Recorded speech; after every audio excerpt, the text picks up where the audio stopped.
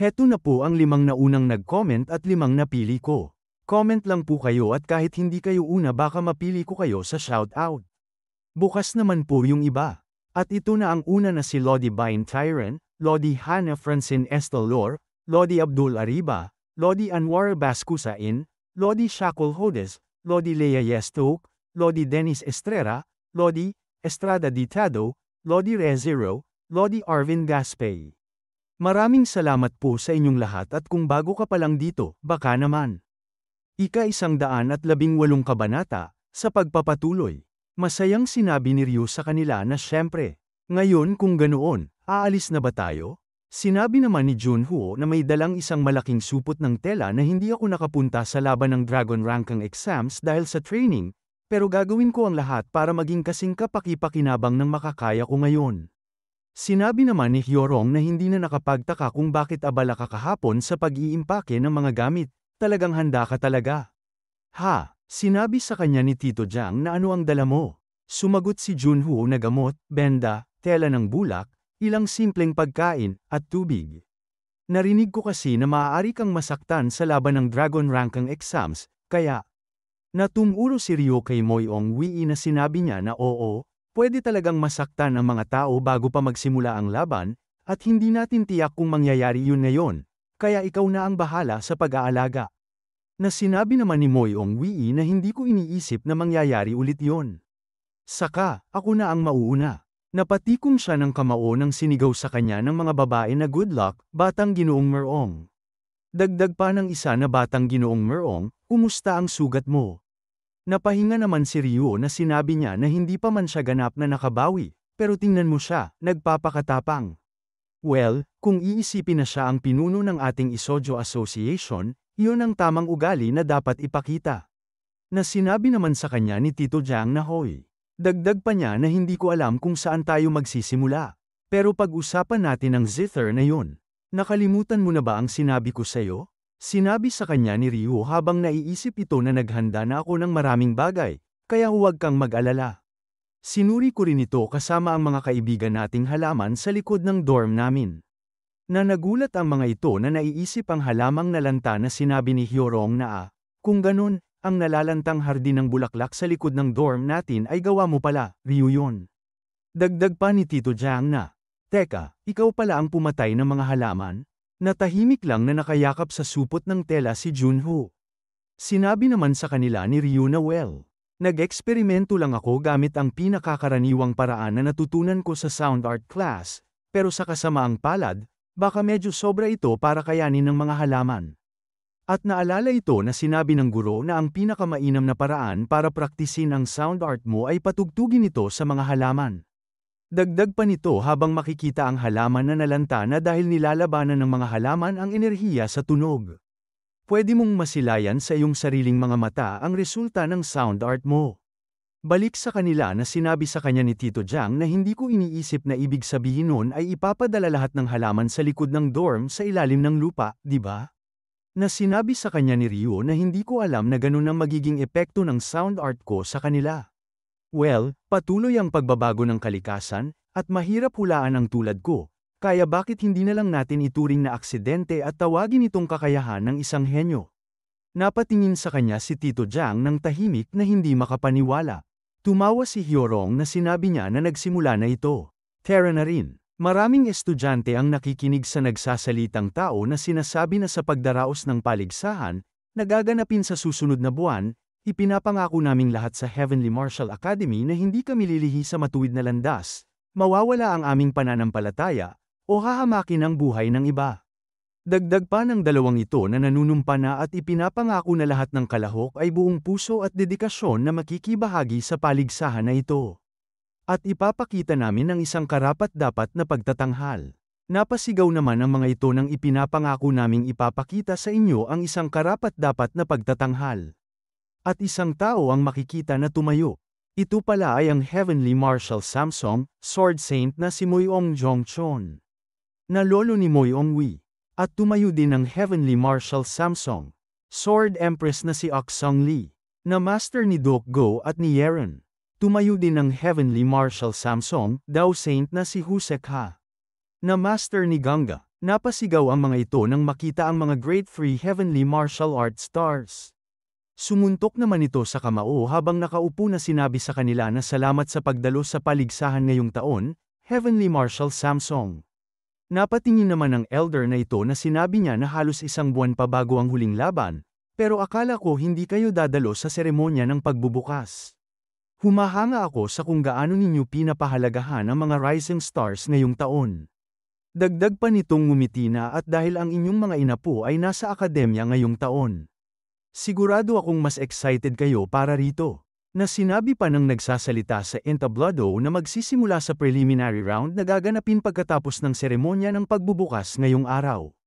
Tumawa ng malakas si Husakha na sinabi nito na kung iisipin, masaya sana kung tayong tatlo ang magpasya kung sino ang mas malakas sa pamamagitan ng ating mga inapo. Pero hindi sasali ang apo kong babae sa pagkakataong ito. Manunood na lang ako ng mga anak ninyo. Sa tingin ninyo, sino ang mananalo? Nakapikit na sinabi naman ni Oksong Lee na sobra na ang biro na iyon. Sino man ang sasali at manalo, ang makita ang ating mga Rising Stars na humuhubog at lumalakas sa pamamagitan ng kanilang mga pagkakamali ang magiging pinakamasayang eksena na masisilayan. Dagdag pa ng announcer na pwede ninyong tingnan ang schedule sa balita ng akademya tungkol sa paligsahan na ipinamamahagi sa bawat quarter. Tumatawang sinabi ni Husakha na nakatingin kay Oksong Lee na baka ang Sword Empress ay hindi kumpiyansa, na tumugon nito na at lalo kang nagiging bata taon-taon, Saber Saint. Tumawa si Moyong Chung Chun na sumagot na nakakagaan ng loob na walang nagbago sa lahat. Dagdag pa ng announcer na ang susunod ay ang anunsyo ng principal para sa seremonya ng pagbubukas. Malakas na sinigaw nito sa mga estudyante. Na gusto kong palakpakan ang bawat isa sa mga kandidato ng Rising Stars ng ating maipagmamalaking Heavenly Martial Academy mula sa kaibuturan ng aking puso, pero pagkatapos, siguradong magugulat kayong lahat at tatakbo, di ba? Dagdag pa nito na kaya, gagawin ko na lang itong simple. Bilang principal ng Heavenly Martial Academy, ako, si Pangso, ay nag-aanunsyo ng pagsisimula ng 31st Heavenly Martial Art Tournament. Napahawak sa baba si Tito Jiang na napasabi na ano ba talaga ang sitwasyong ito. Dagdag pa ni Hyorong na yan na nga ang sinasabi ko. Siguradong nandito ang mga taong yun para panoorin ang laban ni Ryuyon. Na makikita ang Team Jujak at si Yongdo sa gilid. Tumingin si Hyorong kay Tito Jiang na sinabi niya na narinig ko na may relasyon si Ryuyon kay Elder Yongdo. Nakilala rin niya ang mga senior mula sa Red Vermilion Squad. Pero sa tingin ko naging magkaibigan sila nung wala si Junho, di ba? Sumagot si Tito Jiang sa kanya na hindi ko alam. Kung titingnan ang kanilang mga ekspresyon, sa tingin ko hindi lang basta pagkakaibigan ang meron sa kanila. Sinabi pa niya sa kanyang isip na bukod pa rito, yung tatlo. Sila ba ang mga nawala matapos mag-espya noong 3-star sparring tournament? Sinabi ni Hyorong na tila ba talagang nahawakan ni Ryuyon ang kanilang mga kahinaan. Dapat siguro ay naghintay na lang tayo sa waiting room. Pero ang squad leader at vice leader ay dapat nasa loob naman. Napahinga si Tito Jiang nang malalim na sinabi niya na hayaan mo na sila. Baliw ba silang aatake sa kanila bago pa magsimula ang laban? At hindi sila madaling mamatay dahil sobrang tibay nila. At lumipat ang eksena sa waiting room. Kung saan sinabi ni Gang Sang kay Ryu habang nagsasali ng tsaa na naghahanap ka ba ng kung anuman? Tumugon si Ryu sa kanya na may darating na taong dapat dumating para makita ko. Kaya naghihintay na lang ako. Sinabi naman ni Jin sa kanya na gusto mo bang silipin ko? Sino ang hinihintay mo? Sinabi ni Ryu sa kanya na, si Lady Yeren. Natawa naman si Gang Sang na sinabi niya na ano? Ang Ice White Phoenix. Ang saya ng biro mo, first senior brother. Isang bagay ang pinitik sa kanya ni Ryu na tumama sa ulo nito na sinabi niya na mukha ba akong nagsasalita ng walang kabuluhan? Sa tingin ko may problema yata ang paningin mo. Gusto mo bang silipin ko sila para sa'yo? Na napasabi si Gang Sang na aray ko. Hindi po, sir. Hindi ko po kayang gawin yun, first senior brother. Sinabi pa sa kanya ni Gang Sang na sa totoo lang. Kilala si Lady na Yeren na hindi nakikipag-usap sa mga lalaki. Kaya nagulat lang ako nang sabihin mong pupunta siya para makita ka, first senior brother. May dahilan ba kung bakit sigurado ka? Tumugon sa kanya si Ryu na sinabi na syempre. Pinadalhan ko rin siya ng imbitasyon at sumagot naman siya. Nagulat si Gang Sang na sinabi niya na ano? Ang Ice White Phoenix ay sumagot sa sulat mo. Habang nakasilip naman si Jin, sinabi niya na oh my, mukhang talagang pupunta siya. Na napasabi pa si Gangsang na seryoso? Napatingin naman ang mga Team Jujak na may pagkamangha. Namumula naman ang muka ng mga taong ito habang hinahawi ang daan nito. Dadaan pala si Yeren dito kasama sina Jinsu at si Doc Go sa kanyang likuran. Pamwesto na sila sa panunood na sinabi ni Doc Go na matagal ko nang iniisip ito. At talagang gusto kong alisin na yung guard regiment o kung ano man yan. Kung hindi lang sana anak ng Deputy Alliance Leader si Wei Ji-chon. Tumawa si Jinsu na sinabi na pero, hindi ba maganda na makaupo ng komportable sa unahan? Anyway, isipin mo, si Sister Yeren ay talagang darating para makita ang isang lalaking opisyal. Siguradong napakahusay niya, hindi ba? Dagdag pa niya na naiisip ito na mukha siyang lalaking hindi pinahahalagahan ang sariling buhay. Na makikita ang lawi ni Ryo na may dalang sulat na pinagtatakahan ni Yeren. Kinuha niya ito at binasa na sinabi na Rain ng Thunderholt pala ang pangalan mo ha. Susulat ako ng sagot, kaya maghintay ka muna. Sinabi naman ni Doc Go na. Talaga bang iniisip mong pumunta? Tumingin sa kanya si Yeren na sinabi na may isang bagay akong kailangang tiyakin, kaya wala nang ibang paraan. Balik sa kanila na sinabi sa isip ni Doc Go ngayon, tingnan natin kung gaano siya kagaling. Masayang sinabi pa ni Jinsu na mukhang nagsimula na. Pati ang batang Panginoon na gumagamit ng 2 espada at ang mabagsik na opisyal ay dumating din. Napatingin naman si Tito Jiang kay na Yeren ng tahimik. At si Hyorong na napasuntok pa ng kamao sa kanyang palad na nakatingin naman kay Jinsu. At sumigaw na ang announcer na kung gayon, magsimula na ang paunang laban sa pagitan ni Dan Pyong ng Hainan Sect at ni Biryuyon. Makikita si Yeren na nanunood ng tahimik na may pagtataka. Tumingin sa kanya si Ryo na sinabi pa niya na Lady Yeren dumating ka. Pakiusap, mag-enjoy ka sa aking pagtatanghal. Na sinabi na ng referee na umpisahan na ang laban. Napasabi si Yeren na isang zither. Kay tapang ng galaw, na makikita si Ryo na umupo sa sahig habang hinanda ang kanyang instrumento. At nang magsisimula na siya bigla siyang may napansin. Mabilis pala siyang aatakihin ng espadang nito. At dito na po nagtatapos ang ika-118 kabanata.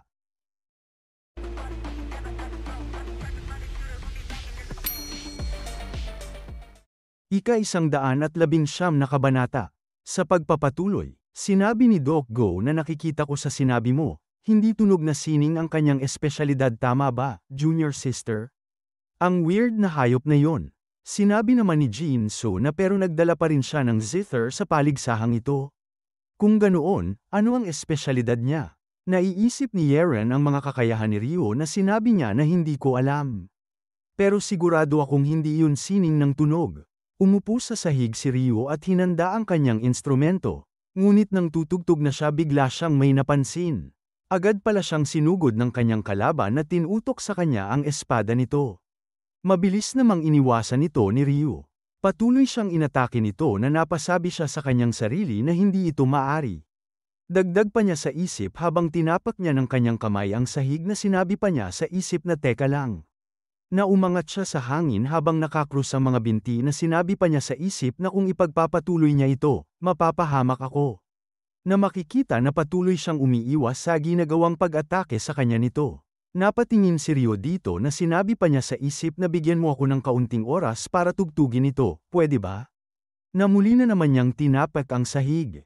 Na mabilis siyang napunta sa gilid nito na ikinagulat ng kalaban niya. At hinawakan niya ang kabilang dulo ng kanyang instrumento. Nagulat ito na napalingon nang makita niya ang paparating na atake sa kanya. At pagkatapos ay hinampes ni Ryo ito ng kanyang instrumento sa likuran. Na ang mga kwerdas nito ay gumalaw na gumawa ng tunog. Napasimangot siya nang marinig ito habang ang kalaban niya bumubula na ang bibig.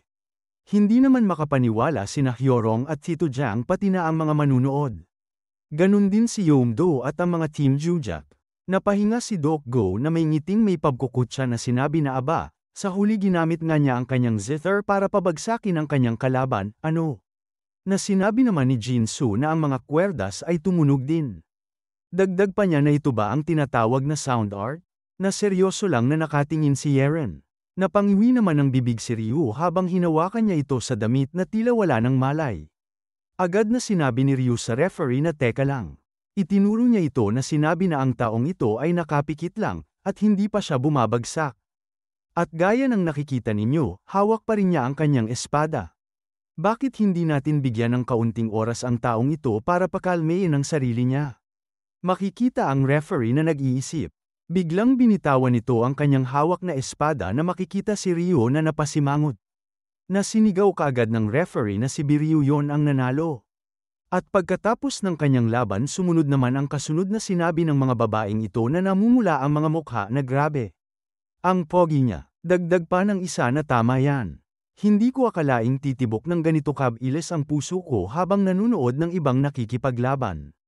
Nako, sinong mag-aakalang makikilala ko ang isang kasing akit niya, ang saya ko at ipinanganak ako. Sinabi pa ng mga ito na hindi biro ang kanyang galing. Dagdag pa ng isa na tama ka. Talaga niyang napatunayan ang sarili niya matapos ang laban na yun. Sa lakas niya, hindi na nakapagtataka kung bakit naglakas loob siyang tawagin ang sarili niyang pinakamalakas noong una tayong pumasok sa akademya. Napangiwi naman ng mukha si Ryu na sinabi niya na ano itong lubusang naiibang atmosfera. Nakakailang ito sa isang banda. Napahinga si Tito Jiang na napatingin sa kanyang sinabi na ito ang pinakanormal na mangyari. O gusto mo bang maging gaya ng dati nung sama-samang nagtipon ng mga tao para panoorin kang sirain ang mamahaling zither? Dagdag pa ni Hyorong na pero, kahanga-hanga pa rin ang laban mo, Ryu yon. Dagdag pa niya na sa bagay. Karamihan siguro ay hindi na babalik para panoorin yon, pero baka may ilan na may kakaibang panlasa na magustuhan ang ipinakita mo. Sinabi naman ni Ryu na napaturo siya sa likod na hindi ko iniisip na yon ang problema, ha? Hindi pa nga nagsisimula, pero anong nangyayari at ang dami na agad ng tao rito? Dagdag pa niya na makikita si Moyong Wii na may mga upuan pa sila roon. Sigurado akong wala namang ganyan noong laban ko. Sino ba talaga ang mga taong yun at sila lang ang nakaupo roon? Sinabi ni Junho na sa bagay, totoo namang kahanga-hanga si Ryu yon, pero dito magsisimula ang unang opisyal na laban ng tanyag na Chiljol Sangem, Moyong Wii. Dagdag pa ni Tito Jiang sa kanya na oo. Natural lang na mabigyan ng ganoong natatanging entablado ang tagapagmana ng Sword Saint. At nandoon din ang Nine Justice Association at ang Small Group Association, kaya mag-ingat ka sa mga sinasabi mo.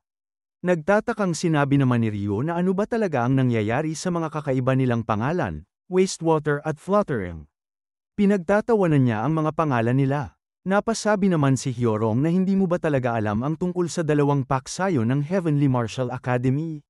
Napangiwi naman ng mukha si Tito Jiang na sinabi niya na mag-ingat ka sa sinasabi mo. Kasi ang Nine Justice Association ay binubuo ng mga tao mula sa 9 na dakilang sekta. At ang mga miyembro ng Small Group Association ay mula naman sa 8 dakilang pamilya at mga mas maliliit na sekta. Napasabi naman si Junho na mukhang magsisimula na mapapakinggan ng referee na simula na ang laban. Makikita ang dalawa ay nagharap na sinabi ng mula sa Kunlun Sect. Kunlun Sword, Jusuyok na. Ayos na ba ang balikat mo? Ibibigay ko sa iyo ang unang tira. Dagdag pa nito sa kanya na narinig ko na may hindi pa tapos na utang ang mga nakababatang kapatid ko sa iyo. Pero nakakalungkot na ako agad ang makakatapat mo sa unang laban mo. Isipin mo na lang na malas ka. Gumalang na sumuntok sa palad si Moyong Wii habang hawak nito ang espada na sinabi na habang lalo mong sinasabi yan, lalo ring tumitibay ang aking espada, kaya iniisip kong maswerte pa nga ako. At pagkatapos ay mabilis na sumugod si Wii na sinabi niya na kung ganon. Humanda ka na. Habang sumusugod siya nagtitilian naman ang mga babae na sinisigaw na Young Master Moyong, gawin mo ang iyong makakaya. Dagdag pa ng isa na napakapogi niya talaga. Na nagpalabas naman ng imahe ng dragon ang kanyang kalaban. Tiningnan niya ito ng mabuti at madali lang niya itong nahiwa, na ikinagulat naman ng kalaban niya. At pagkatapos ang aura blade niya ay itinutok dito, na makikita ang mukha nitong pinagpapawisan na hindi makapaniwala. At malungkot nitong sinabi sa kanya na ako ay natalo. Mula naman sa upuang ito na sinabi ng Small Sect and 8th Grade Families Coalition Advisory, 1000 Hand na si Dan Makwu na hindi ako makapaniwala na si Jusuyok, isa sa 9 Dragons 7 Phoenixes, ay matatalo ng ganoon kadali. Habang mas nakikita ko si Moyong Wii, mas gusto ko siyang mapasama sa atin. Sinabi naman ng nag-agree na ang Small Sect and 8th Grade Families Coalition Deputy Leader. Dazzling Dragon na si Chonya Jin na mabilis at tumpak siya. Magagamit natin siya. Masayang sinabi pa ni Dan Mokwu na hindi ako makapaniwala. Sino ang mag-aakala na ang ating deputy leader na kilala sa mahigpit na personalidad ay magpapapuri ng ganoon kalaki sa kanya? Leader, hindi ba dapat nating ailapit si Merong Wei sa ating panig kaagad? Napangiti naman ng babae na sinabi niya na syempre. Tumingin siya dito na sinabi niya na pero, kahit hindi tayo masyadong magsikap, mukhang may ilang tao na agad na mapapahamak sa parehong nakakahiyang sitwasyon. Sa takbong ito, tila ba wala ng lugar ang kanilang panig. At pagkatapos sinabi ni Mo Yang na kahit gaano man kapabaya si Juyok, kamangha-mangha talaga si Moyong Wei. Hindi rin ba siya magiging banta sa'yo, Cheong-han? Tumayo ito at sinabi na syempre hindi. Hindi mo na kailangang mag-alala. Na sinabi naman ng kanilang leader na ganun ba? Sa palagay ko, masusulyapan ko pa rin kung paano mo ibubuhos ang lahat ng lakas mo. Napatingin ang dalawa sa kanya na sinabi ni Mo Yang na bakit mo nasabi yon. Leader. Tumugon ito na hindi nagsisinungaling ang katawan mo, alam mo. Tingnan mo ang likod ng kamay mo. Na napatingin sila sa kamao nitong nakatikom ng mahigpit. At ibinuka ito sa harap niya na sinabi na oo. Maaaring hindi siya banta sa aking posisyon, pero tiyak na lumampas siya sa inaasahan ko. Sisiguraduhin kong babawi ako sa kanya dahil dito, kaya huwag kang mag-alala. Napabuka ng pamaypay si Mo Yang na sinabi nito na syempre dapat. Dahil wala kaming balak isuko ang mga upuan ng minor saint sa paligsahang ito kahit isang beses. Ang pinakamahalaga ay ang laban ng sword saint kung saan kakalahok. Pinalibutan ng mga babae si Moyong Wei na sinabi ng mga ito na nako. Papunta na si Batang Ginoong Moyong.